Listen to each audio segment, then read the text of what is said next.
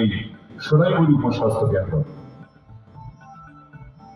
সর্বভারতীয় স্তরে আমাদের সম্মানিত করছে কাজের কোনো বিকল্প হবে। আমি আজকে যখন এখানে আসছিলাম তো মাননীয় বিধায়ক বাবু বলছিলেন যে আমাদের যে মাননীয় প্রধানমন্ত্রীজি 3টে স্টেশন আধুনিকীকরণের জন্য আপনারা সবাই জানেন প্রায় 93 করোড়ের উপরে একটা আপনাদের এই কুমারঘাট, একটা ধর্মনগর আর একটা উদয়পুর, সেটা ডেভেলপমেন্ট মানে ধীরে গতিতে হচ্ছে। তাহলে আমি নিশ্চয়ই আজকে গিয়েই আমি এই কাজটার জন্য ইউনিয়ন মিনিস্টারের কাছে আমি আবার ফোন করবো। কারণ দিলে কেন হবে? আমি যেখানে যাই, কালকে আমি সিরিজ অফ আমি মিটিং করেছি সেন্ট্রাল লেভেলে, সেখানে বারবার বলছি কোনো জায়গার মধ্যে ঢিলে কোনো অবস্থায় পতঞ্জলির যিনি জেনারেল সেক্রেটারি পতঞ্জলির উনি এসেছিলেন কালকে, ওনাকে আমি বলেছি যে আপনি বলছিলেন যে একটা বিষয় আজকে এতদিন ধরে 6 মাস হয়ে গেল সেটার মৌ হয়নি। আমি বললাম যে মৌ, আমি বললাম কেন তৈরি হবে, আমরা গ্রাউন্ডিং করছি।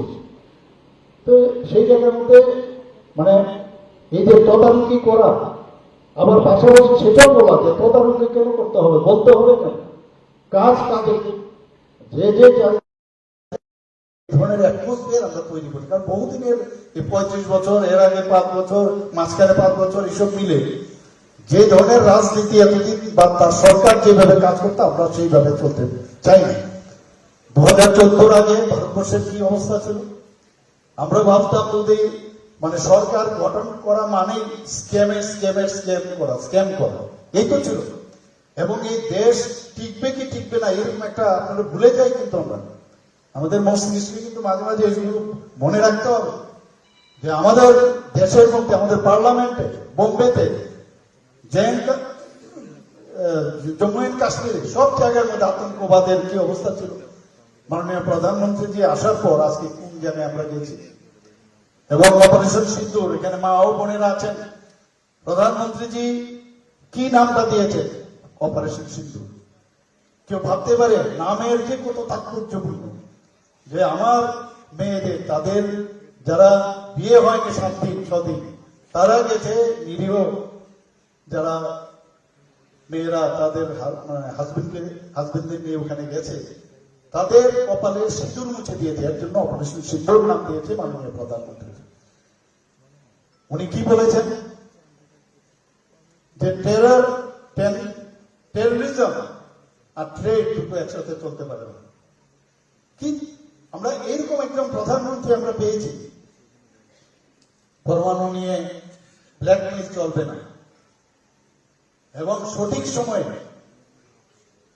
যেভাবে আক্রমণ করেছে, এর আগে এয়ার স্ট্রাইক হয়েছে, সার্জিক্যাল স্ট্রাইকও হয়েছে, কিন্তু আমরা আগে দেখতাম, শুনতাম, কিছুই হতো না। প্রধানমন্ত্রী যে যখনই বলছে যে টেররিজমকে নিয়ে আমরা কোন অবস্থায় আমরা জিরো টলারেন্স, এবং 9টা ঘাঁটি একদম প্রেসিশন ওয়েতে সেগুলোকে ধ্বংস করে দিয়েছে আমাদের এয়ারফোর্স বাহিনী, একদম যেখানে যা দরকার সেগুলোকে ধ্বংস করে দিয়েছে। এবং মাননীয় প্রধানমন্ত্রী নরেন্দ্র মোদী যে মানে ওনার নির্দেশে এরপর তো কি অবস্থা হয়েছে আপনারা দেখেছেন। তো এই জায়গার মধ্যে আজকে একদিকে দেশকে শক্তিশালী করা, আবার কি বলছেন যে আমরা পাকিস্তানের যারা সোলজার আছেন তাদের বিরুদ্ধে নয়, আমরা পাকিস্তানের সাধারণ মানুষের জন্য না, যারা টেররিস্ট, আমাদের মেইন হচ্ছে টেররিস্টের এগেইনস্টে আমাদের কাজ করতে হবে। মানবতার শত্রু হচ্ছে টেররিস্ট।